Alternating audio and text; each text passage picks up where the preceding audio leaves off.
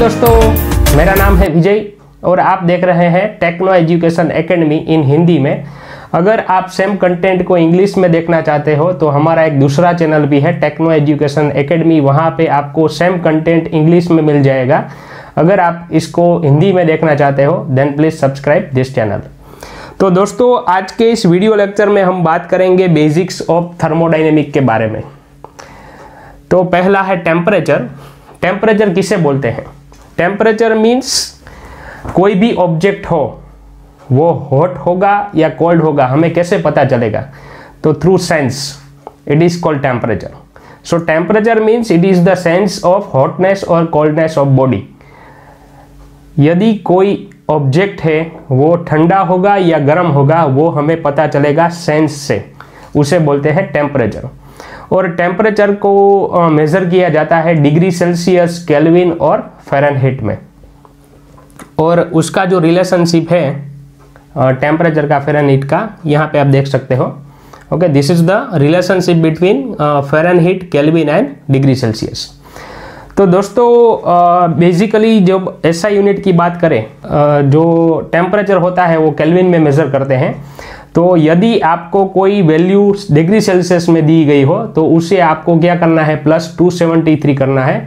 तो वो क्या केल्विन में कन्वर्ट हो जाएगा कि फॉर एग्जांपल हम कंसीडर करते हैं 25 डिग्री सेल्सियस। ओके, तो उसे हमें केल्विन में कन्वर्ट करना होगा। तो हमें क्या करना है, उसमें 273 ऐड करना है। तो जो वैल्यू दी गई है वो केल्विन में कन्वर्ट हो जाएगी।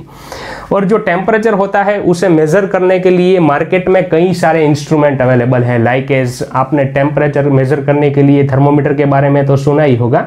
जब भी आपको टेम्परेचर मेज़र करना हो और वो टेम्परेचर की रेंज बहुत ज़्यादा होगी तो तभी क्या होगा, हम डायरेक्ट फिजिकल कॉन्टैक्ट से टेम्परेचर नहीं मेज़र कर पाएंगे। तो ऐसे भी मार्केट में इंस्ट्रूमेंट आते हैं, without contact you can measure the temperature, like as infrared gun. Okay, market में इंफ्रारेड गन आती है जिससे आप विदाउट कॉन्टैक्ट उसका टेम्परेचर मेज़र कर सकते हो। कई सारे सेंसर्स भी अवेलेबल है to measure the temperature. Okay, तो ये बात हुई टेम्परेचर की। अभी बात करते हैं हीट क्या होता है। तो हीट मीन्स जिसे हम बोलते हैं उष्मा।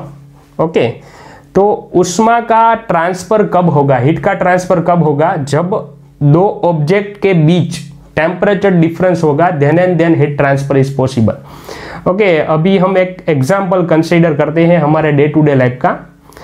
आप मॉर्निंग में सब चाय या कॉफ़ी पीते होंगे। ओके, तो आपने ऑब्जर्व किया होगा कि जब हम कप ऑफ टी को एटमॉस्फेयर में रखते हैं तो क्या करता है, वो हीट रिजेक्ट करता है। तो एक ऐसा टाइम आएगा कि जो आपकी जो गर्म चाय थी उसका टेम्परेचर और एटमॉस्फेयर का टेम्परेचर सेम हो जाएगा। तो उससे हमें क्या पता चलता है कि हीट ट्रांसफर के लिए टेम्परेचर डिफरेंस होना जरूरी है। तो हीट तभी ट्रांसफर होगी जो दो ऑब्जेक्ट के बीच टेम्परेचर डिफरेंस और पोटेंशियल डिफरेंस होगा, then and then heat transfer is possible. तो हीट की डेफिनेशन क्या होगी? Heat is a energy due to temperature difference. Heat क्या है और उष्मा क्या है? टेम्परेचर डिफरेंस के कारण जो एनर्जी फ्लो होती है between two object, it is called heat और उष्मा। तो हीट क्या है? तो heat is a energy due to temperature difference. So दो ऑब्जेक्ट के बीच मिनिमम टेम्परेचर डिफरेंस होना जरूरी है हीट ट्रांसफर के लिए, और उसका यूनिट है जूल। आगे जब हम थर्मोडायनेमिक में स्टडी करेंगे तो हमें ऐसा भी देखने को मिलेगा कि कई प्रॉब्लम्स ऐसे होते हैं कि जहाँ पे हम हीट की साइन को पॉजिटिव कंसीडर करेंगे, कभी कभी हम नेगेटिव कंसीडर करेंगे। तो मैं आपको उसका रीज़न बताता हूँ। तो दोस्तों, जब भी सिस्टम में हीट सप्लाई होगी तभी हम उसे पॉजिटिव कंसीडर करेंगे। ओके, मैं आपको एक एग्जांपल के साथ समझाता हूँ कि आप मॉर्निंग में सब टी बनाते हो। ओके, और कोई पानी को आप बॉईल करते हो तो उसमें क्या होगा, नीचे से हम बर्नर के थ्रू उसे हीट सप्लाई करते हैं, तो उसे बोलते हैं हीट सप्लाई। ओके, तो उसमें क्या है, हम सिस्टम को हीट सप्लाई कर रहे हैं।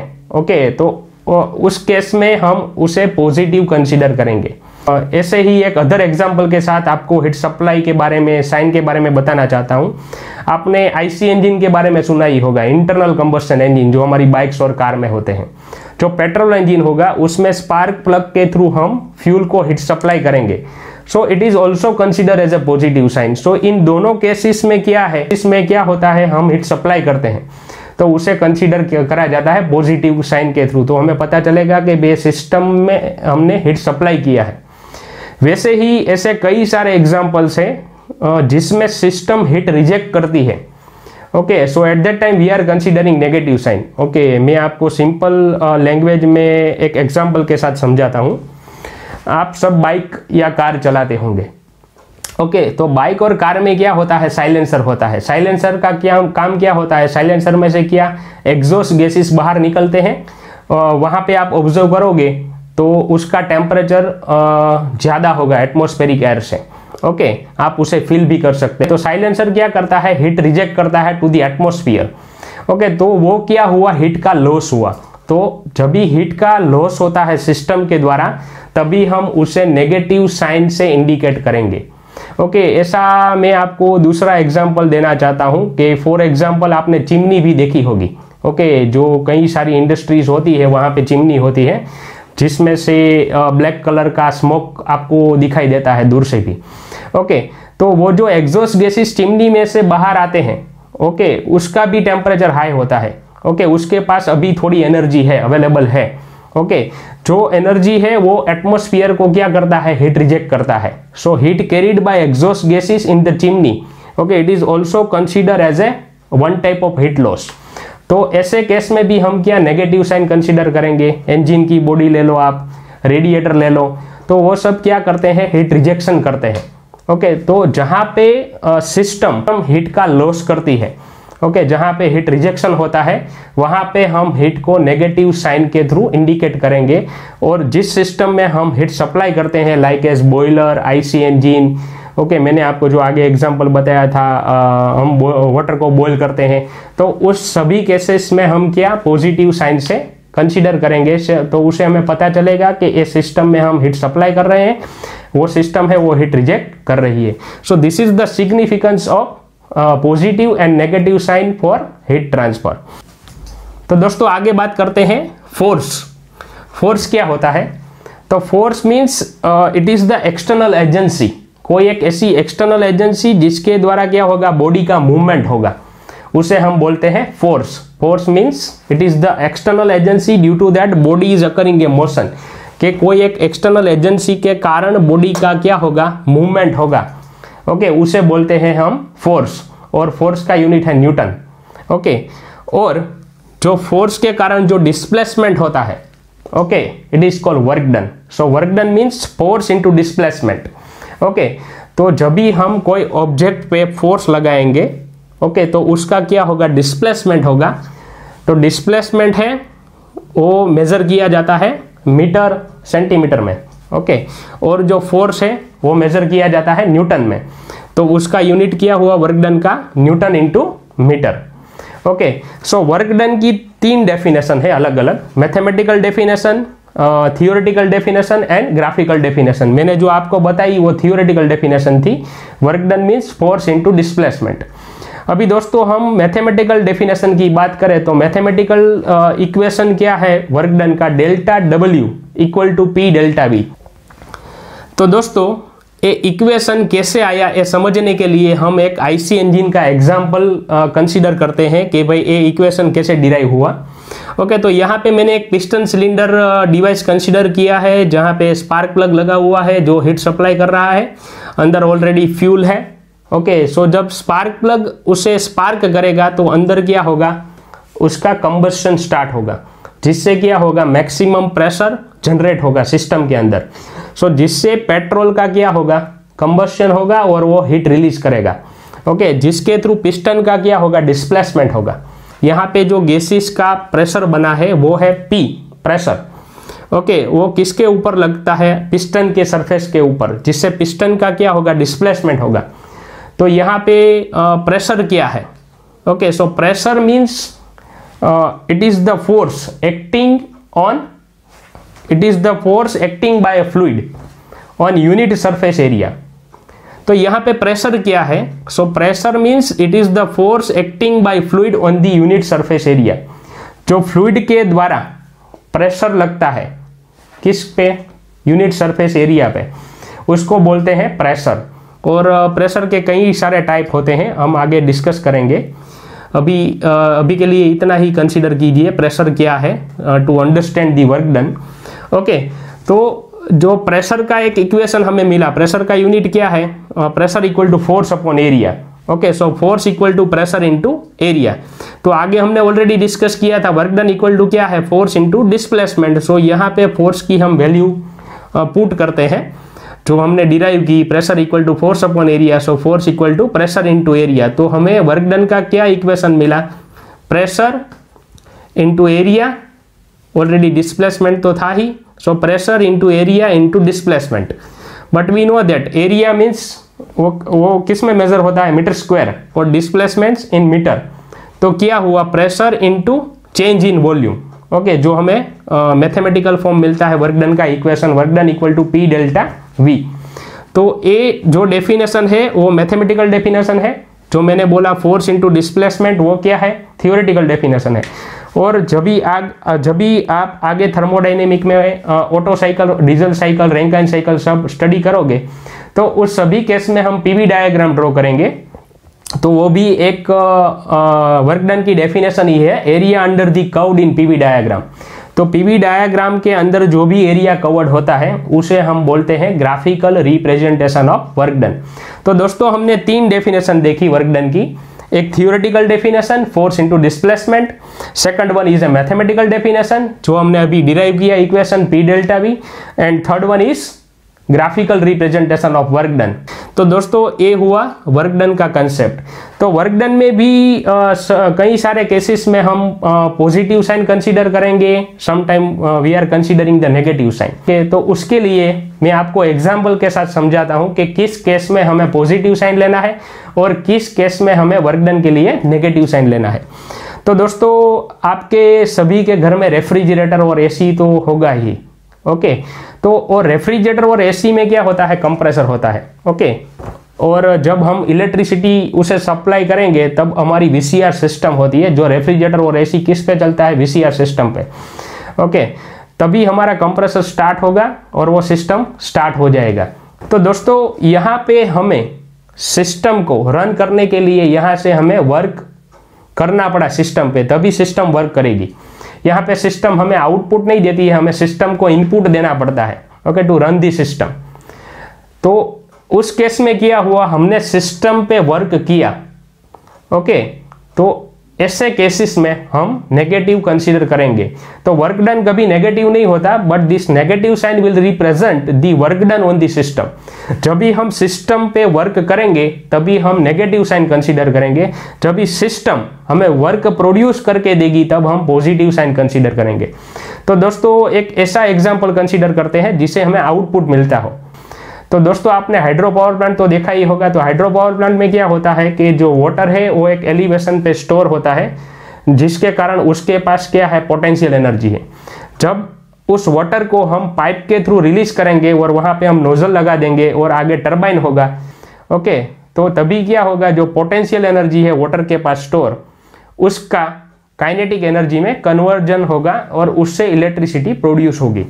तो दोस्तों यहाँ पे टरबाइन ने हमें आउटपुट प्रोड्यूस करके दिया, जिससे हम हमारा डोमेस्टिक कोई भी इक्विपमेंट चलाते हैं। ओके, तो जो इलेक्ट्रिसिटी प्रोड्यूस होती है वो थर्मल पावर प्लांट ले लो, हाइड्रो पावर प्लांट ले लो, तो सभी जगह क्या होता है, turbine. So turbine is a work output device. You can also consider other example of our bike और कार। तो दोस्तों बाइक कार आगे भी हमने कंसिडर किया था, तो अभी वही एग्जाम्पल हमें इंजन के लिए कंसीडर करते हैं। तो उस सभी में क्या होता है, इंजन होता है। तो इंजन क्या करता है, पावर प्रोड्यूस करता है। ओके, और पावर का यूटिलाइजेशन करके हम व्हीकल को प्रोपेल करते हैं। ओके, तो इस केस में भी क्या हुआ, इंजन ने हमें आउटपुट प्रोड्यूस करके दिया। Okay, system will produce the work. Okay, तो इस केस में भी हमें क्या, प्लस वर्क डन मिलेगा, मीन्स पॉजिटिव वर्क डन मिलेगा। तो ऐसे कोई भी एग्जाम्पल ले लो, like as pump, compressor, refrigerator. Okay, तो उस सभी केसेस में हमें क्या, सिस्टम के ऊपर वर्क करना पड़ा, तो उसका जो वर्क डन होगा उसके आगे नेगेटिव साइन आएगा तो जो नेगेटिव साइन है वो क्या इंडिकेट करता है, work done on the system, हम सिस्टम पे ऊपर वर्क करते हैं। तो ऐसे कोई भी एग्जांपल ले लो, टरबाइन ले लो, ओके, आईसी इंजन ले लो, तो वो सभी में क्या है, सिस्टम हमें आउटपुट प्रोड्यूस करके देती है, तभी हम उसके आगे पॉजिटिव साइन यूज करेंगे, तो उसका मीनिंग होगा system will produce the output. Okay, तो ये हुआ वर्क डन का कंसेप्ट। तो दोस्तों आगे बात करते हैं प्रेशर के बारे में। जैसे मैंने आपको आगे बताया, प्रेशर क्या है, pressure means the force acting by the fluid on unit surface area, it is called pressure. और उसके कई सारे यूनिट है, like as pascal, kilo newton per metre square, bar, okay, KGF per metre square, okay, MM of HD, MM of water. Okay, तो pressure के types आते हैं, कई सारे टाइप्स आते हैं। ओके, दूसरा है गेज प्रेशर। उससे पहले हम डिस्कस करते हैं स्टैंडर्ड एटमॉस्फेरिक प्रेशर। ओके, ये क्या है स्टैंडर्ड एटमॉस्फेरिक प्रेशर? तो जो प्रेशर एटमॉस्फेयर के थ्रू बना रहता है, ओके, जहाँ पे हम स्टैंडर्ड सी लेवल को कंसीडर करते हैं। ओके, तो स्टैंडर्ड एटमॉस्फेरिक प्रेशर क्या है? तो standard atmospheric pressure means the pressure of atmospheric air at mean sea level is known as standard atmospheric pressure. तो यहाँ पे जो प्रेशर बना रहता है due to the column of mercury, okay, जो हम मर्क्यूरी आपको पता ही होगा, मर्क्यूरी मीन्स Hg, ओके, उसे सिंबॉलिक फॉर्म में इंडिकेट किया जाता है। So it is defined as the pressure produced by the column of mercury of 760 mm height having a density of 13,600 kg per meter cube। Okay, this is the density of mercury. And जो हमने यहाँ पे level consider किया है, okay, it is equivalent to 760 mm height of mercury. Okay, तो हमें पता है कि भाई प्रेशर का इक्वेशन कौन सा है, P equal to rho G H. Okay, उसमें जब हम वैल्यू पुट करेंगे तो हमें क्या मिलेगा, standard atmospheric pressure equal to 1.01325 bar. Okay, इसे बोलते हैं standard atmospheric pressure at sea level. Okay, यहाँ पे हमने मर्क्यूरी को 760 mm ऑफ एचडी कॉलम को कंसीडर किया है। ओके, तो दोस्तों इससे जो प्रेशर ज्यादा होगा उसे बोलते हैं gauge pressure. Gauge pressure means जो प्रेशर है एटमॉस्फेरिक से ज्यादा होगा, मीन्स जो हमने जो स्टैंडर्ड अभी डिराइव किया 1.01325 बार, उससे जो प्रेशर ज्यादा बना रहेगा तो उसे बोलते हैं गेज प्रेशर। और जो हमने जो अभी डिराइव किया उससे जो प्रेशर कम होगा उसे बोलते हैं vacuum, pressure below atmospheric pressure. तो दोस्तों यहाँ पे हमने प्रेशर के बारे में डिस्कस किया कि जो गेज प्रेशर कौन सा होता है। सिंपल लैंग्वेज में आपको बताऊं, गेज प्रेशर मीन्स जो एटमॉस्फेरिक प्रेशर से ज्यादा हो उसे बोलते हैं गेज प्रेशर। और एब्सोल्यूट प्रेशर किसे बोलते हैं, जो परफेक्ट वैक्यूम के रिलेशन में जो कैलकुलेट किया जाता है उसे बोलते हैं एब्सोल्यूट प्रेशर। वैक्यूम किसे बोलते हैं, जो प्रेशर स्टैंडर्ड था 1.01325 बार, उससे जो कम होगा 0.7, 0.6, उसे बोलते हैं वैक्यूम। और जो वैक्यूम होता है वो अलग यूनिट में मेजर होता है, वो मेजर होता है mm ऑफ Hg और torr. Okay, these are the units of vacuum. Okay, और उसके लिए अलग से इंस्ट्रूमेंट आते हैं, उसे बोलते हैं वैक्यूम गेज। और प्रेशर मेजर करने के लिए जो पॉजिटिव प्रेशर होता है उसे मेजर करने के लिए गेज प्रेशर आते हैं, बर्डन ट्यूब्स आती है, मैनोमीटर आते हैं, ऐसे कई सारे इंस्ट्रूमेंट मार्केट में अवेलेबल है टू मेजर दी प्रेशर। तो दोस्तों ये हुआ प्रेशर का कंसेप्ट। तो दोस्तों आज के लिए इतना ही। जय हिंद, जय भारत।